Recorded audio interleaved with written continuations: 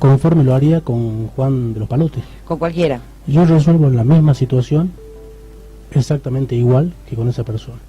Ajá. Entonces, acordémonos que la igualdad es la igualdad de los iguales en igualdad de condiciones. Y en este caso, bueno, yo aplico esa máxima. Entonces, yo trato de ser exactamente igual con esta detenida que con cualquiera en su misma situación. Y no tengo por qué hacer diferencia, y trato de mantenerme en esa línea. Y bueno, tengo muchísimas personas privadas de la libertad, he tenido muchas personas privadas de libertad en expedientes, algunos ya no han tenido libertad, algunos han sido absueltos, otros han sido condenados, y trato de cumplir el mismo camino con todos. No voy a hacer diferencia por la mayor popularidad o menor popularidad de alguien. Ok. Entonces, bastante tranquilo en ese sentido. Pero es más difícil, por supuesto. Claro. Es más difícil porque por la tiene la repercusión pública, sufro insultos permanentes en las redes sociales. Tuve que borrar el Messenger, casi me quedo sin Facebook, por lo que los insultos eran permanentes, las amenazas permanentes. Eso te iba a decir, ¿te afecta en tu vida privada, en tu vida personal? Porque me imagino, bueno, tenés familia además, ¿cómo vivís desde que te hiciste cargo de esta situación? ¿Cómo vivís esto? Porque sabemos de las amenazas, sabemos de los insultos, es obvio, ella incluso públicamente lo hace, pero ¿cómo vos lo viviste? ¿Cambió tu vida? Por supuesto. Mira, es más particular lo que ocurre, porque la gente por ahí cree que lo que tiene un juez penal o una persona que se halla en la situación mía es un cúmulo de beneficios. Es un privilegio, Es un privilegio. Algunas personas hasta me han envidiado y ya han hablado del por qué tengo custodia todo el día y cómo puede ser que la custodia traslade a mis chicos del colegio al juzgado, cosas así absurdas, que uno dice no puede ser que alguien se fije en esto y realmente lo considere un agravio para su persona o para su desempeño profesional, pero esto ocurre. Y lo cierto es que a nadie le gusta vivir con tanto custodio todo el día. Yo tengo custodio casi todas las horas del día, excepto cuando duermo. Ellos me están conmigo desde que salgo de casa hasta que vuelvo a casa. Van conmigo al gimnasio, falta que corran al lado mío, digamos, cuando corro. Voy a tomar un café con mi esposa y están afuera parados esperando que yo termine de tomar café, o algunas veces comparten el desayuno, la merienda, la comida con nosotros. Entonces eso es bastante embromado, no es fácil de aceptar. Es una invasión, digamos.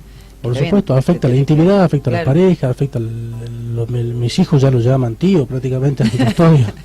Entonces, claro, forman parte de la vida de uno. Claro, claro.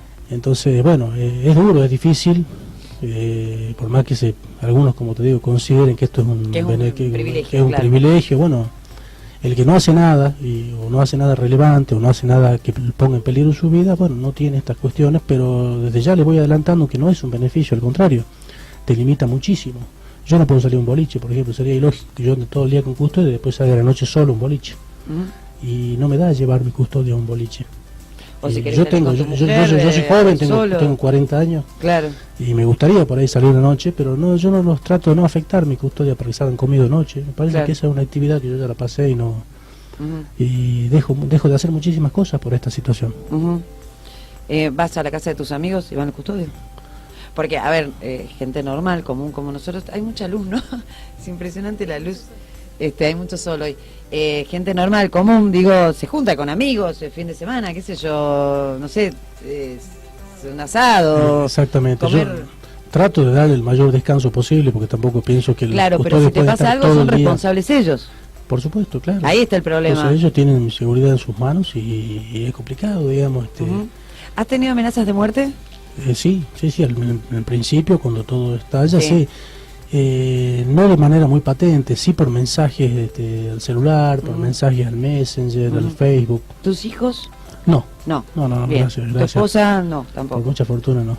Bien. Tampoco, o sea, los han mantenido al margen. Hubo solamente un tuitero o estas personas que escriben en los diarios que hizo referencia, trabaja en la legislatura. Fue el único que una vez me asustó, que me dijo que me puso que con lo que había hecho mis hijos, que fue cuando dispuso el traslado de Milagro Sala inclusive no del lado de Milagro Sala, porque esto no genera solamente bronca del lado del Tupac Amaru y de los seguidores. Cuando te trasladaste a su casa. A mí me resultó que fue mucho más bélica la gente en el momento en que se dio a conocer esto de que hubo el beneficio de la prisión domiciliaria, que nadie entiende en rigor que no es un beneficio desde ningún punto de vista. Sí. pero lo vendieron así. Hay gente que se encargó de decir que esto era que iban a una casa de veraneo, y los jueces somos locos, que la mandamos que veraneen en su casa con pileta y agua cristalina. Y esto no es así, no tiene ni lo más, no está ni acercado de la realidad. Sí. Y eso generó mucho rechazo de otra gente, de otro sector, que fue mucho más agraviante incluso en algunos casos que los mismos seguidores de la Tupac Amaru.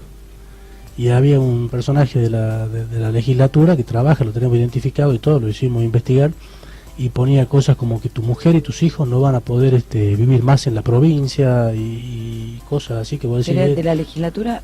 ¿Alguien que trabaja en la legislatura, en algún bloque político? Sí, exactamente, un empleado, pariente de un diputado. Y era increíble, digamos. Entonces vos decís, escuchame, el mismo tipo que trabaja dentro de una institución como uno de los poderes del Estado, sí, en todas las notas que no le gustaban sobre algo de lo que se disponía respecto a Milagro Sala, ponía que no, este juez está loco, ni él ni la familia, esto, y ya se metía con la familia. Y ahí es cuando a vos te empieza a hacer decir, miércoles, ¿por qué se mete con la familia? ¿Qué tiene que ver una cosa con la otra, digamos? Claro. ¿Ah? Es tremendo. Bueno, ya te doy mate, espera. La pregunta ahora tiene que ver con las causas. Vos están tratando de solucionar porque tenemos justo hoy, tenemos mucha luz. Está Carlitos intentando resolver el tema de la luz. Bueno, muchos dicen que yo donde voy llevo luz. Bueno. Ahí traje una luz. Se me agrandó. Se me agrandó el invitado, ¿entendés? O sea, la Narcisa era yo. Bueno, no te voy a dejar sola con eso, boludo. Está muy bien. Bueno, a ver, tenés una de las causas para mí emblemáticas del caso Milagro Sala, de todo el caso Milagro Sala, es la balacera del 2007. ¿Por qué digo esto? Porque la tenía el juez Aróstegui, porque es desde ya pasaron 11 años, porque todos sabíamos de qué se trataba la historia, porque se dio dentro del marco de una campaña electoral, que, o sea, además, porque se escaparon, se profugaron los que estaban imputados por el caso, porque no los encontraban, porque después aparecieron y no los detuvieron. Digo, me parece, es como ese primer hecho que quedó impune, o que daba la sensación que iba a quedar absolutamente impune. Bueno, te tocó hacerte cargo, aparecieron los prófugos, de repente, los encontraste, digamos, y ahora Milagro Sala está al borde de ir a un juicio por homicidio en grado de tentativa, que tal vez es uno de los delitos más graves que tiene en términos de acusación. Por supuesto, ese es un delito que tiene una pena prevista en abstracto entre 20 y 25 años. Claro. No tiene mucha vuelta. No tiene vuelta, porque como el delito es homicidio agravado, que tiene prisión perpetua, sí, al ser tentado, queda de 20 a 25 años. Es impresionante. Es una pena alta. Sí. O sea, respecto de las otras penas que pudiera tener en las otras causas, esta me parece que es la más grave. Los otros son delitos de bagatela prácticamente a lo de este. Claro. Bueno, a ver, cuando llegaste y te hiciste cargo, porque el juez Aróstegui está de licencia, ¿con qué te encontraste en este expediente particularmente? Me encontré con un Ministerio Público Fiscal en ese momento, representado por la doctora Cravero Sabio, que me decía, ¿a vos te parece, Pablo, que este sujeto está en prófugo hace 7 años? Y yo le decía, ¿cómo prófugo hace 7 años? ¿Qué pasa? ¿Dónde están? ¿En la China? No, están tomando café acá a la vuelta y siguen prófugos. Dije, no puede ser. Bueno, a ver, veamos. Y cuando la enfermedad del doctor Aróstegui, quedaba a cargo del expediente yo, y bueno, ese fue el problema. Me quedé a cargo del expediente, sí, lo estudié y conformé un equipo de trabajo que fue muy resistido y aún hoy lo es, de investigación, que logró dar con el paradero de estos hombres. Sí. Y con tareas de inteligencia, allanamientos frustrados. Nosotros hacíamos procedimientos para poder dar con el paradero de estos sujetos. Hicimos allanamientos, hicimos una redada para cerrar el camino y atraparlo en una estación de servicio, y los tipos salían 5 minutos antes disparando en 5 o 6 vehículos, y todo armado, ¿no? Lo que hacía la inteligencia nos decía que los tipos estaban todos armados, que no podían dar voz de alto ni hacerse ni frenarlos, claro, en el lugar, porque podía ser un escenario bastante feo, donde se pudiera poner en riesgo la vida de personas que nada tienen que ver con esto. Entonces lo teníamos que dejar escapar, porque la fuerza no llegaba, o llegaba tarde, justo después que los tipos disparaban en camioneta. Hubo entregadores, yo tengo grabación. Disparaban, querés decir, se escapaban, claro, ¿no? Vamos a aclarar. Sí, hubo entregadores. Sí, dentro de la policía había gente que le pasaba la información y se frustraban los allanamientos. Y lo tenemos en escucha, después hemos podido determinar quiénes eran. Yo hice la denuncia correspondiente y aporté el audio, no sé qué habrá sido de eso, me parece que tuvo protección el policía ese, porque después nunca se lo sometió a proceso por ese hecho, o si se lo sometió, nadie se enteró. quedó en stand-by la investigación. Pero lo cierto y concreto es que nos costó mucho dar con el paradero de esas personas, y una vez que las tuvimos, pudimos cumplir con los actos procesales de rigor, y allí es cuando uno de ellos se quiebra. Uno de ellos no soportó la prisión y cuando estuvo preso se quebró y contó tal como habían sido los hechos, tal cual. Sí. Que es lo que ya más o menos se conocía, pero el tipo lo contó con lujo de detalle. Esas personas contaban con la protección de Milagro Sala. Sí, por supuesto, eran mantenidos mensualmente. O sea, mientras estaban prófugos, un momentito, todo esto que te estoy contando está en el expediente, forma parte del mérito del sumario, con lo cual puedo hablar perfectamente de ello, porque yo ya valoré el sumario, procesé y está... O sea, no somos el que tiene que el procesamiento está confirmado y pronto se hace el juicio, con lo cual no estoy diciendo nada que no pueda decir. Vos en el juicio ya no participás. No, vos no. En ese juicio en particular no participo. Claro. Y no tiene que ver lo que yo diga de esto con la situación de la encartada en otras causas. Claro. Se refiere a este hecho puntual. Sí. Y bueno, yo lo dije en el procesamiento. Sí, en principio la señora Milagro Sala estaba acusada por encubrimiento agravado. Agravado porque el delito es especialmente grave, como decía el Código Penal. Y luego mutó quizá arriesgado por parte del Ministerio Público la acusación, pero bueno, lo hicieron bien y ampliaron la imputación a esta figura de coautora de homicidio tentado por precio o promesa remuneratoria. Vale decir, ¿qué es esto? Para que la gente lo entienda. Esta es la figura, la agravante que prevé el homicidio en el Código Penal para el que manda a cometer el homicidio mediante precio, habiendo pagado o promete pagarle. Claro, mira, a ver, Anita, anda a matarlo a Carlitos, una vez que lo mates te pago 100 pesos, una cosa así. Digamos, esa sería la promesa remuneratoria. Y el precio es el pago anticipado para realizar el hecho delictivo. El hecho delictivo. Está bien. Entonces, a ver, tenés a los dos detenidos, uno se quiebra, la involucra Milagro Sala. Por supuesto, directamente. Completamente. Directamente. O sea que le dice Milagro Sala, mira, anda, matalo al Beto Cardoso, en esa época, y te pago por tal cosa. Exactamente, y muchos por ahí leo las noticias y dicen no puede ser que después el sujeto terminó siendo sobreseído. Bueno, el sujeto termina siendo sobreseído, quien detalla, porque la participación que tuvo, y no fue sobreseído por el juez porque a mí se me antojó, me lo pidió el Ministerio Público de la acusación. Claro, te lo el Ministerio Público me pide que yo dicte una falta de mérito y yo sabía que no había ninguna otra prueba por realizar, entonces correspondía sobreseerlo. Por la participación que tuvo el sujeto en el hecho. El hecho, el tipo que cuenta todo, este imputado, simplemente estuvo allí en el lugar. Pero no había pruebas de que haya participado activamente. De que haya disparado, de que haya disparado, de que él haya tomado alguna determinación para con la vida de la otra persona. Está bien. Digamos, un sujeto que estaba allí y ellos entendieron que era más valioso su declaración como testigo, no imputado, que imputado. A ver, sin ninguna como prueba. Testigo tenés que decir verdad, como imputado podés mentir. Por supuesto. ¿No? Es la diferencia, digamos, para que la gente entienda. Exactamente, eso es algo que protege a todos los imputados de nuestro país a partir de la Constitución, que pueden decir cualquier cosa en su defensa. Hay países en los que no se puede mentir. Ah, ¿no? Tiene que ser bajo juramento y decir verdad. Claro, Estados Unidos tiene que decir la verdad en el proceso. Claro. No podés mentir, si no cometés perjurio. Ah, mirá. ¿No? Acá no. Acá el imputado en su defensa puede plantear. Habría que reformar todo el sistema constitucional. Está bien. Nada más ni nada menos. Desde la Constitución hay que reformar para pensar una idea así. Para pensar en una idea como eso que te estoy diciendo, de que el imputado, porque salimos del garantismo, claro, de este garantismo extremo que tenemos, sí. Y hay que ingresar en una postura contraria a esta. Entonces hay que cambiar desde la Constitución para abajo y tenemos que dejar sin efecto la adhesión a los tratados internacionales. Bueno, un detalle, digamos. Tendríamos que ser Estados Unidos que ratifica o Rusia que se da el lujo de denunciar el tratado internacional que no le sirve, como Rusia la vez pasada se fue de la Corte Internacional de Justicia, dice esto están gastando plata. El otro día salió Putin diciendo que hacía 10 años que venían, o 20 años que venían solventando este organismo y habían resuelto 2 causas.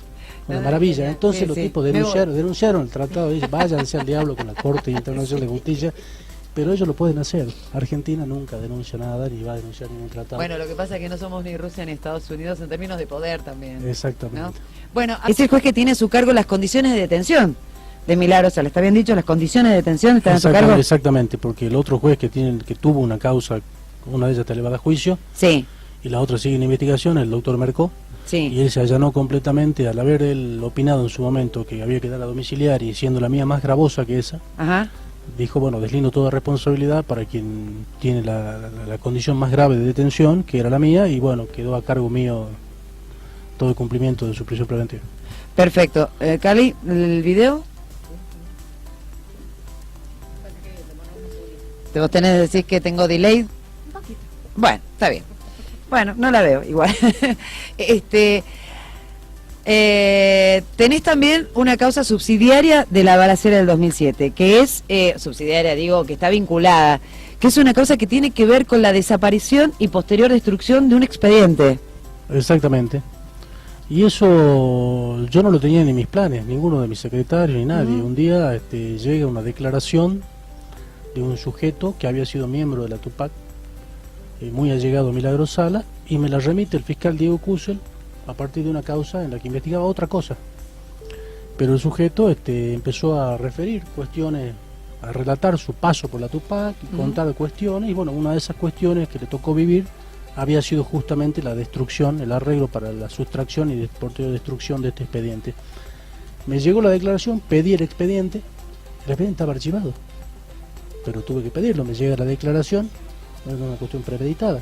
Sí. Me llega, la leo, digo, bueno, a ver, ¿dónde está el expediente? Primero no sabía si había expediente o no. Sabía que había habido un expediente administrativo donde 2 empleados del Poder Judicial habían sido sancionados por un simple extravío de expediente, por no prestar la debida atención. Desapareció el expediente, punto, no se supo más nada porque no había prueba. Entonces terminaron con una pequeña suspensión por esa falta de atención puesta en su trabajo. Sí. Y yo no sabía de la existencia del expediente penal. Cuando empezamos a buscar a ver si había habido una causa, porque es mucho anterior al cumplimiento de mi función en el Poder Judicial, nos damos con que había un expediente y estaba archivado, había sido archivado por mi antecesor en el cargo. Entonces lo pedí, lo leí, cuando lo leí, bueno, me di la sorpresa de que era verdaderamente un mamarracho. Era una cuestión que no resiste el menor análisis. El otro día, Pablo, sí. vos me querés decir que, ¿qué pasó con el expediente? ¿Se lo robaron de tribunales? Exactamente. ¿Que lo destruyeron? Un empleado se lo llevó de tribunal, bueno, en principio es lo que está acreditado en el expediente. Sí. Vuelvo a repetir, no estoy diciendo nada que ya no esté acreditado en el esté, expediente. No puedo decir tampoco cuál va a ser la resolución porque hay que ver la prueba. Yo te digo que el expediente, así como estuvo archivado, era verdaderamente un desastre. Por eso es que yo tuve que declarar la nulidad del sobreseimiento dictado anteriormente, y a partir de eso incorporar la declaración que me llegaba del Ministerio Público de la acusación para continuar con el trámite investigativo, porque me habilitaba a haber declarado la nulidad, porque no podía haber tenido lugar nunca el sobreseimiento de la causa de modo genérico. También lo dije en una sentencia, esto fue objeto de una nulidad interpuesta por la defensa de Milagro Sala, y ya lo tengo dicho también. La nulidad nunca pudo, el sobreseimiento ese en aquel momento se dictó en contra de persona indeterminada. Era un sobreseimiento de la causa, pero no tenía imputado la causa. ¿Era un sobreseimiento de la causa de la balacera o de...? Para que la gente entienda. Sí, decímelo en criollo. El sobreseimiento es la terminación del proceso de modo anormal. Lo normal es que el proceso penal termine con el dictado de una sentencia. ¿Cómo termina de modo anormal un proceso penal? Uno de ellos es el instituto. En la investigación se da el sobreseimiento, vale decir que se entiende que hay certeza de que el sujeto que está imputado, el sujeto determinado que está imputado, no cometió el hecho. El delito. No cometió el hecho, no participó en el hecho, o bien concurrió la prescripción de la acción penal. Entonces se lo sobresee por prescripción, por no haber cometido el hecho, por no haber participado en el hecho, y una serie de otros supuestos que no vale la pena explicar en este momento. Entonces se puede dictar el sobreseimiento, termina el proceso en relación a él, el Estado no puede perseguirlo más. El mismo instituto en el juicio se llama absolución. En el juicio se absuelve, no se sobresee. Está bien. Entonces generalmente la absolución se da por sentencia. Cuando también puede en el curso del debate sobrevenir una causal de prescripción, se absuelve, o porque el tribunal entiende que no hay prueba, punto, no hay certeza para que el tipo sea condenado, se absuelve. Entonces, este modo, el sobreseimiento, esta determinación del proceso, se dio de modo anómalo, porque no había imputado. Entonces, no de ningún modo se puede sobreseer.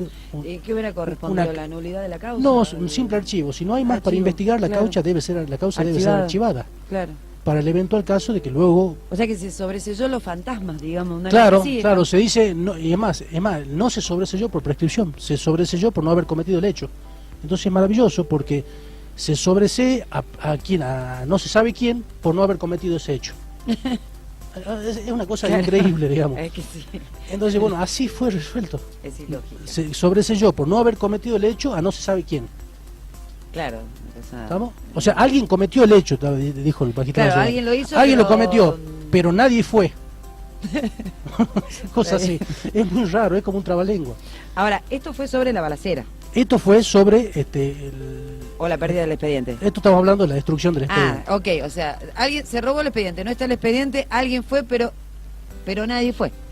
Pero, ¿sí? Pero nadie fue. Entonces, corresponde sobreseer. ¿Retomaste? Entonces declaré la nulidad, eso realmente claro. era nulo, nulidad absoluta. Entonces de oficio procedí a declarar la nulidad y continué con el trámite de investigación. Y a partir de ahí se incorpora, se lo llamó a prestar declaración nuevamente al mismo testigo. Se hizo un reconocimiento de rueda de persona, hice un reconocimiento del lugar del hecho y estoy por hacer una y otra medida más para resolver la situación del expediente. No sé en qué sentido, ya veremos, pero yo te hablo del aspecto técnico de cómo es que se está investigando este expediente, porque llama la atención que un expediente que de pronto, porque se dice en los medios, en todos lados, no, un expediente, ¿cómo puede ser que el juez tiene animosidad? ¿Cómo puede ser que una causa que estaba archivada? No, yo hago mi trabajo, lo hago del mejor modo posible. Soy muy obsesivo y soy altamente eficiente, entonces y pragmático, entonces hago las cosas donde yo pongo el ojo, pongo la mano. Entonces decidí ver ese expediente y voy a terminar con ese expediente, Pablo, no lo dejo durmiendo. Está bien, Pablo, lo que acabas de decir es intenso. Yo, a ver, te he visto trabajar, conozco tu trabajo y me parece que sí tenés un problema de obsesión. Es decir, en el sentido de que sos obsesivo del trabajo, no la obsesión hacia alguien, no algo, sino del trabajo. Mi esposa me reclama lo mismo, yo paso de 10 a 11 horas de mi despacho resolviendo expedientes. Vale, así que debo ser el juez que más horario cumple el tribunal. Bueno, pero lo hago con gusto porque me gusta, no tengo otra cosa para hacer. Yo no me veo si no es trabajando. Ajá. Yo hago trabajo y hago deporte. Ni sexo tengo yo. Trabajo y deporte. Acaba de desbarrancar nuestro amigo el juez. Estaba serio hasta ahora que... Bueno, pasa que vos me convidas mate y estas cosas. Yo ya creo que estoy en el living de tu casa tomando un mate. Pobre tu mujer. No, era una broma. Era broma, obviamente. Era una forma de decir, sí. Bueno, vamos de nuevo. Entonces, tenés, digamos, vas caminando en el expediente. Vamos a aclarar, el expediente que se perdió era el de la balacera. Entonces, claro, no había manera de hacer una cosa respecto de la otra si se había perdido y destruido el expediente. Otra causa que tenés es esto que no es una causa todavía. Es esto que estás haciendo una investigación y por la que hiciste el allanamiento en la Tupac Amaru, también secuestraste vehículos en propiedades o lugares vinculados a la Tupac Amaru. Explícanos qué estás haciendo con eso, porque no entendemos y mucha gente se pregunta, ¿cómo si no hay una causa hay una investigación? Bueno, en el sistema previsto por la ley 3584, el código que aún se encuentra vigente para las causas cometidas hasta agosto de 2011, era muy normal, y de hecho ahora en el nuevo código y en el código que va a venir, porque se está tratando de modificar el Código Procesal Penal, está previsto nada más que en manos del fiscal. Es lo mismo, digamos, antes el juez de instrucción resumía las facultades del agente fiscal y del juez de control. Y es normal que el juez de instrucción hiciera actuaciones informativas cuando tuviera elementos como para presumir la comisión de un acto ilícito, pero todavía no está bien claro el panorama, entonces uno investiga para ver si realmente hay delito o no, y si se puede salvar alguna prueba y algún bien que serían objeto de ese delito. Esto era muy normal, y hoy lo es de manera muy normal por la policía, el Ministerio Público de la acusación, todos llevan investigación. La investigación no siempre inicia con la denuncia de alguien, o porque se ve a la persona cometiendo el delito. A veces se inicia, digamos, se inicia de oficio, claro. como debiera ser en todos los casos, cuando se tiene noticia Y creo que el Ministerio Público de la Acusación lo está haciendo de ese modo ahora. Cuando Sí. tiene noticia de algo, bueno, te comienza una investigación. Bueno, yo la comencé porque yo estoy disponiendo de cierto material investigativo que tiene que ver con la protección de los testigos de la balacera. Ok, Yo tengo gente, mi juzgado tiene gente en el Programa Nacional de Protección de Testigos, bien, dispersos por el resto del país. bien. Entonces, en ese marco de tutela, llevamos adelante investigaciones y recibimos permanente información de qué es lo que está ocurriendo en el entorno de la gente que está involucrada en estos expedientes, de un lado y del otro. Entonces tuvimos conocimiento de determinados hechos que podían devenir en la comisión de hechos ilícitos, de delitos tipificados por el Código Penal, y en virtud de eso llevamos adelante unas medidas investigativas. Se formó un expediente Sí, donde se va trabajando. Con ese expediente surgió información de que estaban desapareciendo vehículos que pertenecían a la agrupación Tupac Amaru, y en ese sentido yo actué de la manera más rápida posible para lograr dar con el paradero de esos vehículos. Y dio muy buenos frutos. Vos fíjate que encontramos vehículos que estaban escondidos, u otros que eran trasladados de un lugar a otro permanentemente, digamos. permanentemente, y estaban sustraídos del alcance de cualquiera. A ver, vos encontraste, le vamos a aclarar a la gente, vos encontraste ambulancias, las ambulancias, ¿se las escondían? Por supuesto, estaban escondidos, tenían los yuyos a tramitar la puerta, tuvimos que romper portones para poder sacarlas, estaban escondidos hasta con portones soldados, en algunos casos. Está bien. ¿Ah? Las traffic que encontraste, que son para traslado de personas con discapacidad, Sí, también no estaban siendo usadas. no, para nada. Ok, Inclusive estaban sufriendo el desguace propio de los vehículos que quedan en manos de personas inescrupulosas, que no tienen el control ni la vigilancia de nadie, y le van sacando las partes. claro, está bien. Aclaremos que la Organización Social Tupac Amaru recibía fondos del Estado y esos bienes se compraron con plata de todos, digamos, ¿no? Ese es el sentido, Exactamente. ¿verdad? Sí, sí, así. Ahora, cuando entraste a la Tupac Amaru, en ese allanamiento que arrancaste hace ya una semana, ¿con qué te encontraste? ¿Cómo está hoy el edificio de la Tupac Amaru? Me dio mucha tristeza porque yo como ciudadano nunca desmerecí el trabajo que puede haber llevado adelante la Tupac Amaru, pero creo que en algún punto, no sé, quizás perdieron el rumbo o lo que fuere, porque lo que yo vi en ese lugar cuando entré fue tremendo. Ver los millones de pesos,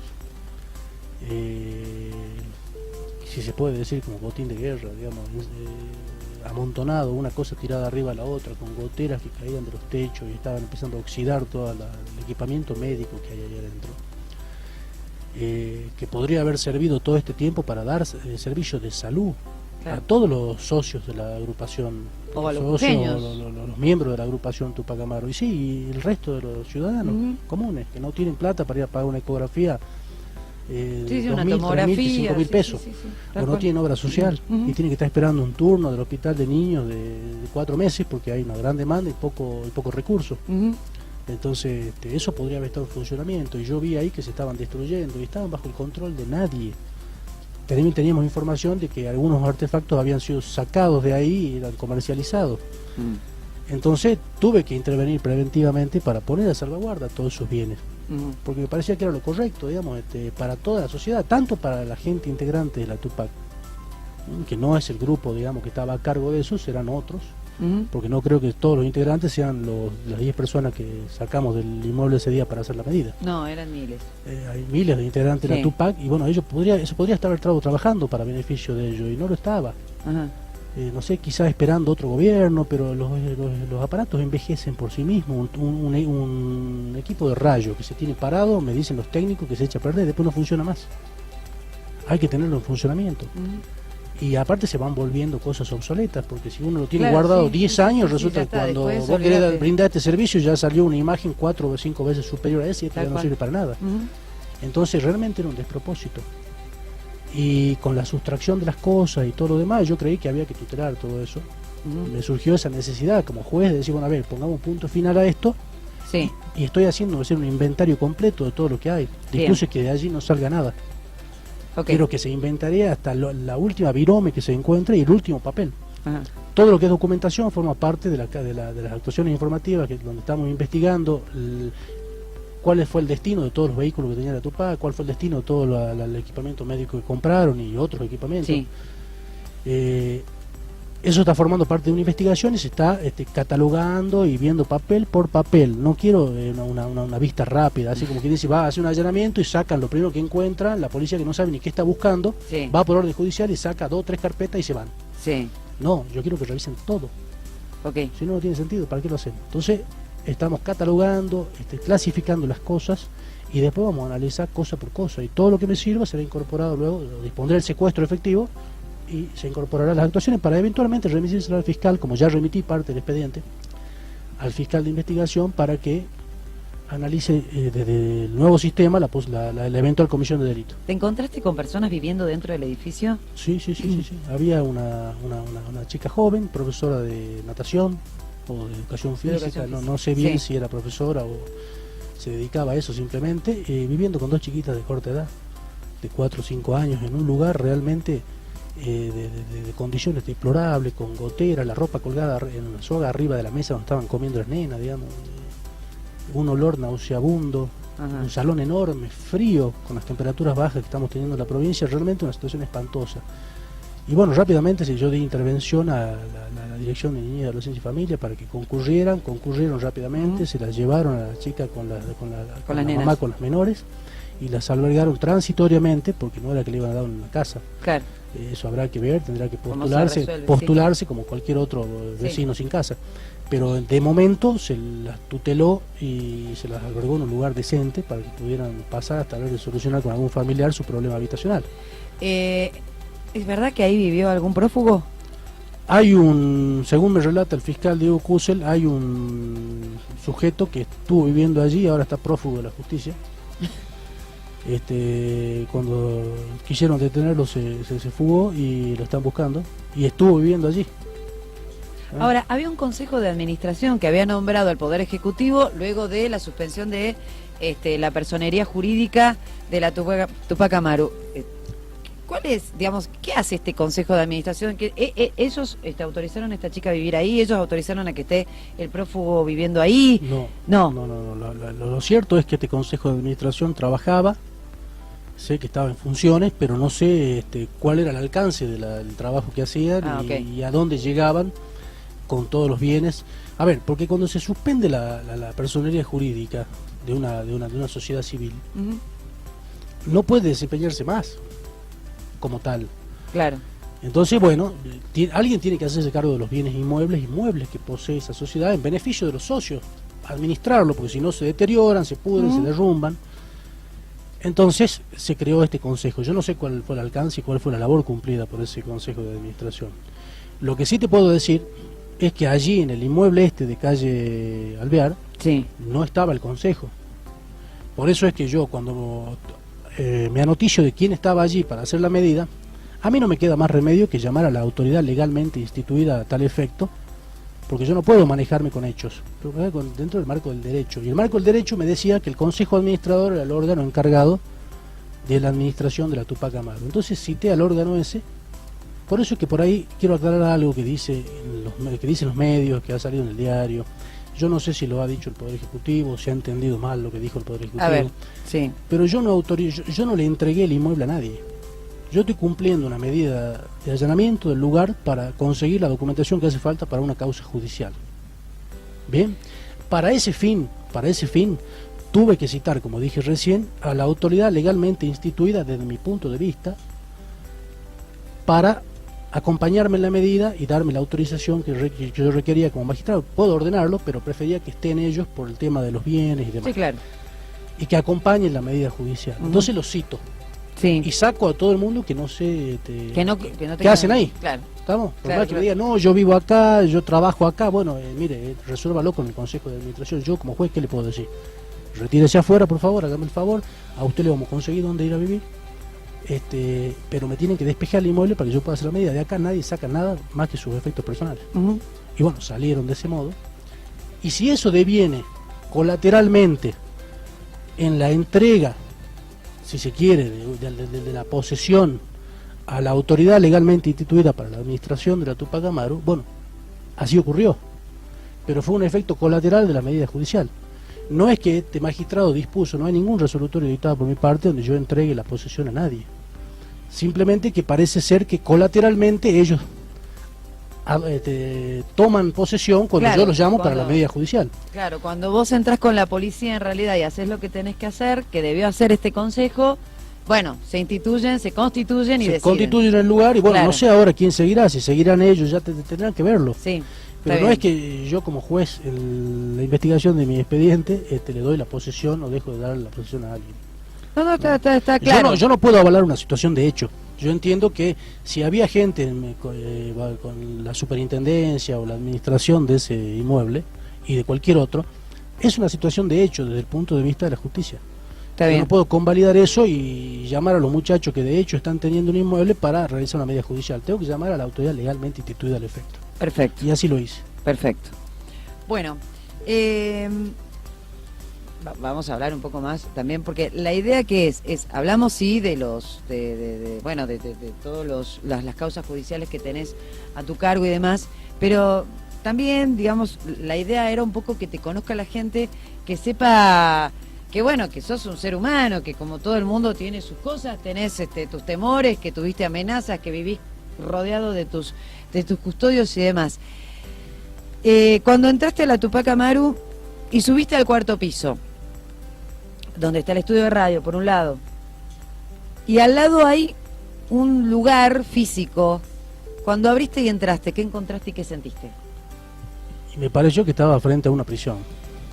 Ahí había una habitación con condiciones de salubridad extremas, de insalubridad extremas, donde había mezclado lavandina con alimentos podridos, todo amontonado, ropas, efectos personales, muebles, una suerte de basural dentro de una habitación, donde había una cama, donde había inscripciones en la pared, se ve que alguien dormía allí, escribía cosas en las paredes. Pero mayor fue la sorpresa cuando corrimos un armario y ese armario tapaba una puerta a una habitación que no da a ningún lado, que no tiene ventanas, que está atrás de, no sé si del tubo del ascensor o de una máquina, una sala de donde está la sala de calderas y de termotanques y demás. Y era una habitación, parece ser de encierro, donde también tenemos cierta información que dicen que se encerraba gente para determinados fines, para que no salieran por, vayan a saber cuál cuestión.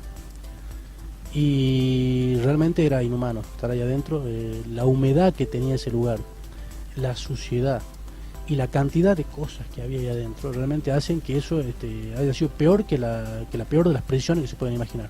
Espantoso, no tenía manija, la puerta no tenía manija y estaba tapada con un ropero. Hubo que desplazar el ropero para poder abrir esa puerta. Y ahí te encontrás con esa otra habitación peor que la antesala. Realmente una cosa muy fea, ¿no? El pabellón número 2, no sé si sigue siendo así, una vez hice una nota que se me ocurrió, digamos, quería conocer la cárcel para transmitirle a los que me leían en esa época, nos leían, conocí el pabellón número 2, no me acuerdo si es el 2 o el 4, que es el de aislamiento en tiempos, digamos, anteriores, me imagino que como juez penal conoces la redonda.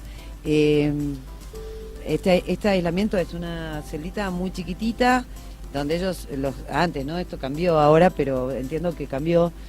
Cuando yo fui hace, no sé, 2005, 2006, por ahí, veías los escritos en la pared que se hacían. Yo les pedía que me expliquen cómo, porque en realidad no podés llevar nada ahí adentro, era de aislamiento precisamente. Entonces rompían con las uñas la propia pared, con pedacitos de pared escribían, hacían, no sé, había un tren, por ejemplo, dibujado, qué sé yo, podían salir 1 hora por día a tomar sol o al aire libre, digamos. Y cómo no sé cómo se resolvió eso ahora, pero es como son 4 muros y vos lo único que ves es el cielo, o sea, no ves nada, solo el cielo, ¿no? Y podían ir al baño. Bueno, cuando vos me contaste esto, me recordó a eso, en realidad, que era el castigo. Cuando los presos se portan mal y demás, los llevaban en otro tiempo a esas celdas de castigo y podían estar 24 o 48 horas. ¿Te pareció parecido? Bueno, en apariencia sí. Ok. No te puedo decir si era una sala de reclusión, Claro, pero en en apariencia daba sí. toda la impresión de que ahí residía gente que no debía salir y encerrada allí. Por las características del lugar. Tiene un lugar que tenía cama, que tenía ropa íntima, que tenía efectos de higiene femenino, que tiene placar adentro, una especie, algo que hace las veces de placar. alimentos y todo tipo de cuestiones que hay en un hogar, todo mezclado Sí. en una habitación sin ventanas y sin puerta prácticamente, porque la puerta estaba obstruida por un placar y sin herrajes. Bien, otra de las cosas que está bajo tu mando, digamos, para decirlo de alguna manera, es Luca Arias. Esa es la causa de lo llamada Lucas Arias. Lucas Sí, Arias. sí, sí. ¿Cómo va esa causa? ¿Cómo, digamos, también es una causa muy antigua, el atentado, la golpiza a Luca fue en el 2006? Exacto. Sí, Sí, por ahí, septiembre del 2006 me parece, si no me equivoco. Porque bueno, son muchas causas, entonces hay que tener todo en la cabeza. Por esta causa, por Luca, ¿también tiene Milagro Sala una prisión preventiva? También, porque ella allí tiene un procesamiento por lesiones graves agravadas. Claro. Y que por la pena y por la cuestión también ameritaba el dictado de prisión preventiva. ¿Ya tenés procesados en esta causa? Ya está dictado el procesamiento de Está esa dictado causa. el procesamiento. Está recurrido. Sí. Ayer creo que fue elevado, antes de ayer fue elevado al Superior Tribunal de Justicia, Ujú. por un recurso planteado por el Ministerio Público de la Acusación por el procesamiento que dicte en contra de Cosentini, porque allí también está procesado Cosentini, el exministro. Ajá. Y la Cámara de Apelaciones resolvió dictarle falta de mérito a Cosentini. Dio vuelta al procesamiento mío en relación a Cosentini y me mandó a investigar más. Dijo que era un tanto apresurado el sobreseimiento del el procesamiento de Cosentini por el delito por el que estaba imputado. No, por otro delito, porque en realidad venía imputado por un delito más grave, yo lo procesé por un delito menos severamente penado. Y está a resolverse ese recurso que plantea el Ministerio Público de la Acusación en contra de la sentencia de la Cámara de Apelaciones y también por defecto Claro. de la mía. Porque los demás recursos ya fueron rechazados en casación. Ujú. Así que falta que se resuelva eso y pienso que vuelve para poder correr vista al Ministerio Público en el sistema mío para que hagan la requisitoria fiscal de elevación de la causa a juicio. Vos sos un juez raro. ¿Por qué voy a decir esto? Porque los jueces del sistema anterior, vos, están extintos, digamos, es decir, en realidad, sos el único que queda y quién más. No, soy Nadie uno, más, sos soy el uno. único, el juez residual, digamos, Sí, de las causas sí, residuales sí, del y antiguo Código Procesal. Entre comillas, ahora tenemos una jueza de violencia de género también que tiene muchas notas características de la del juez de instrucción. Ah, mira, está bien. Exactamente, que es una cosa que se está planteando a nivel Ajá. legislativo, de que es también una cosa rara en un sistema acusatorio que se haya creado la figura de un juez de violencia de género Claro. que tiene notas características de los jueces de instrucción. Mira, bueno, a ver, un día se te terminan las causas, porque vos lo que hiciste fue heredar causas con el viejo sistema, ¿cierto? Exactamente. Bien, se te terminan las causas, se te pueden terminar las causas, ¿vos qué haces? ¿Te vas a tu casa? No, tendrá que yo sigo designado juez correccional del Poder Judicial y la justicia correccional no entró en vigencia nunca, Ah, con lo mira. cual ahora con la nueva modificación del Código Procesal Penal, Sí, se tendrá que readecuar mi cargo de magistrado y ver cuál función desempeñaré. ¿cómo llegaste ahí? ¿Llegaste ternado? No, cuando yo ingreso al Poder Judicial era otro sistema de designación. Ajá. Básicamente llegué por... Acuerdo de la legislatura. Claro, llegué por mi desempeño en los tres poderes del Estado. Yo me desempeñé tanto en Fiscalía de Estado durante muchos años, Ajá. luego en la legislatura, fui asesor legal muchos años en la legislatura, fui director del Ministerio de Producción en su momento, hasta que quise ser secretario relator del Superior Tribunal de Justicia ¿Y qué pasó? y presentaba sendas notas, me acuerdo, al presidente de ese momento, al doctor González, diciéndole que le podía hacer mejores las sentencias, que le podía dar un toque mío Sí. y redactárselas mejor todavía. Le puedo poner onda a la sentencia. y se habrá cansado de recibir mis notas Sí, pidiendo ser relator de él, sí. y que un día me dijo, no, me parece que por tu perfil tal cosa, y bueno, me eligió para postularme como magistrado. en ese ¿Estás momento. cómodo o te gustaría litigar? ¿Volver a litigar alguna vez? No, yo nací para hacer lo que hago. Ajá. Estoy sumamente cómodo, lo tomo con mucha seriedad.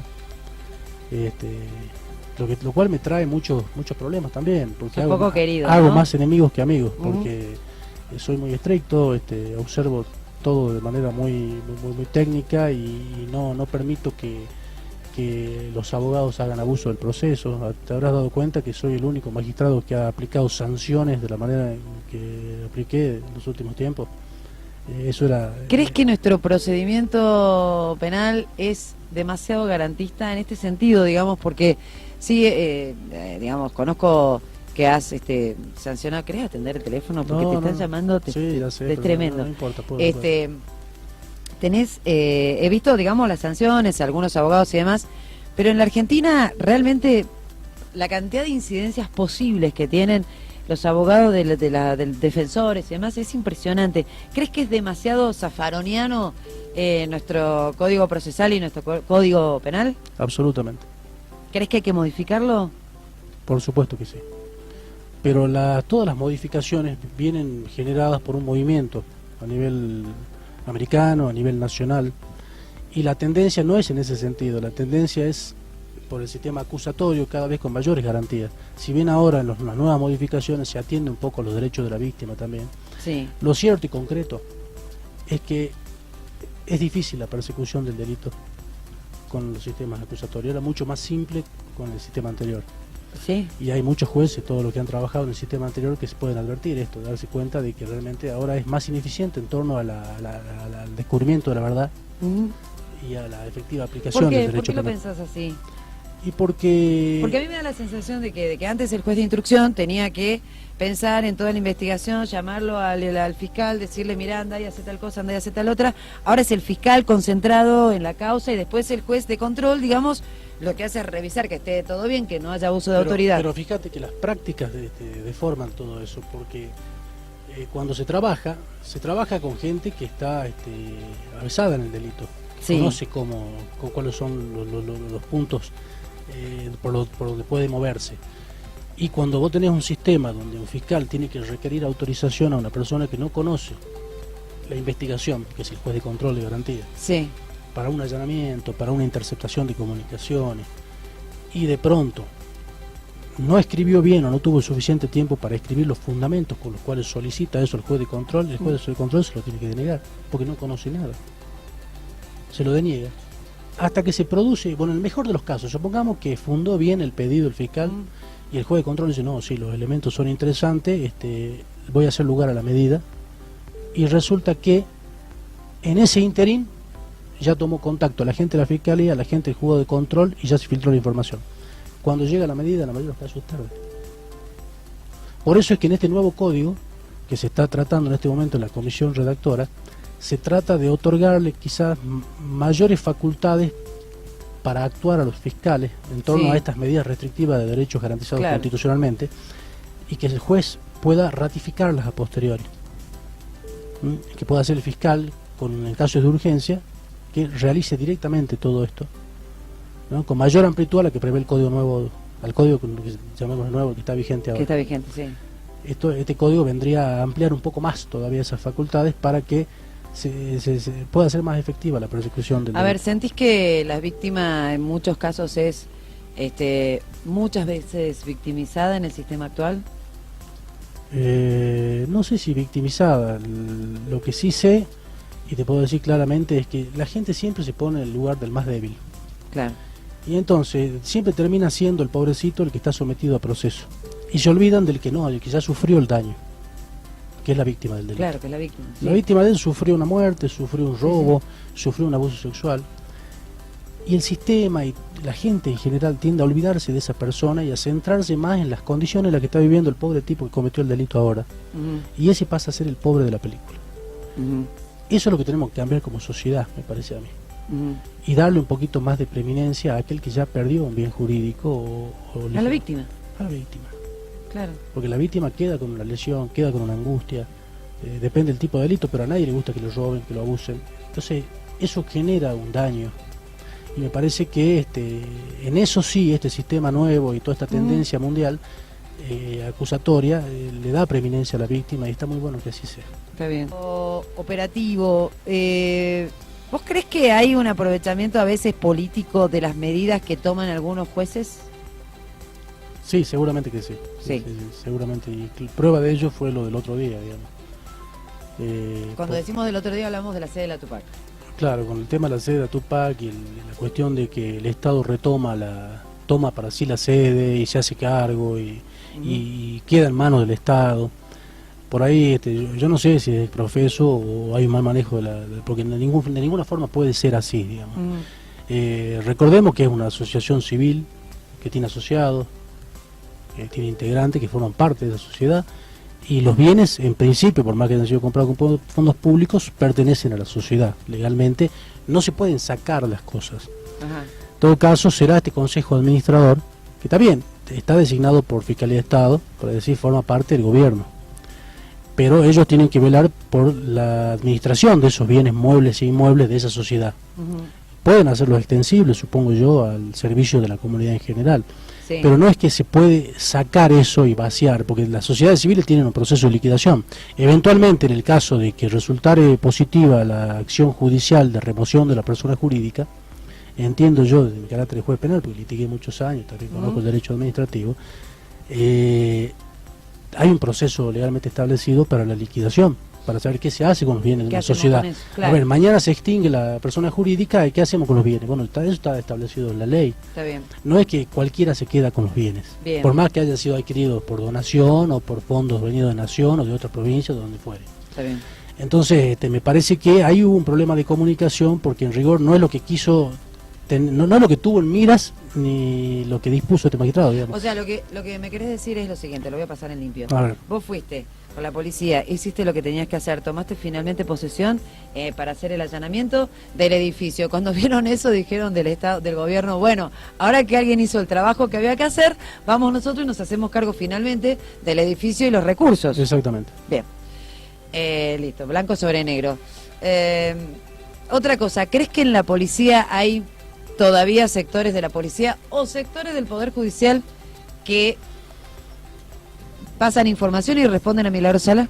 No sabría decirte del Poder Judicial porque no tengo esa información, pero sé que en algún tiempo atrás sí hubo mucha facilidad para esta agrupación, para la consecución de muchas cosas. Sí. Desde el Poder Judicial, desde la policía, desde el Poder Legislativo, desde todos lados. Y en este momento sé, porque tenemos información concreta, lo he denunciado en la Fiscalía de Investigación el otro día con el tema del secuestro de las ambulancias, se filtró la información y estamos tratando, o por lo menos el fiscal actuante ahora está tratando de investigar cómo es que se filtra esa información, porque tiene que haber llamadas telefónicas o algo, porque quedó en el mismo acta, en la misma acta de allanamiento, quedó que uno de los choferes de la ambulancia dijo las cosas como eran, y eso deja en claro que hubo un anoticiamiento previo. Bien. Así que es prueba concreta, digamos, de que hay información que sale. Y con lo que te dije también, de aquella vez que tratamos de capturar a los dos prófugos del expediente de la balacera, se veían truncados y fracasaban los procedimientos cuando los manejábamos con el mayor de los sigilos dentro. Por eso por ahí la gente dice, no, llega tarde el auxilio de la justicia, ¿cómo puede ser que hagan esto ahora? O ¿cómo puede ser que...? No, todo es más complicado de lo que parece afuera. Hacer las cosas realmente requiere de un trabajo arduo, y muchas veces pasan estas cosas. La jueza que tiene que poner fecha al juicio por la balacera es la jueza Sadir.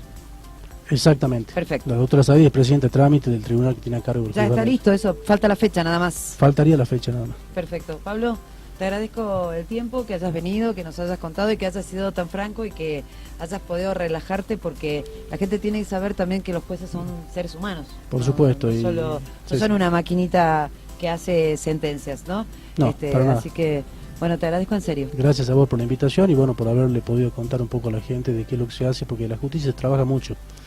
Si bien tenemos una fama no muy buena en este momento, pienso que vienen nuevas generaciones, hay gente que trabaja mucho, no creo ser el único que trabaja 11 o 12 horas por día, y le veo un buen futuro, por lo menos desde mi punto de vista, al trabajo de la justicia. Así que bueno, quédense tranquilos que la cosa tiene que mejorar de algún modo. Gracias, Pablín. Bien, hasta luego. Ya volvemos.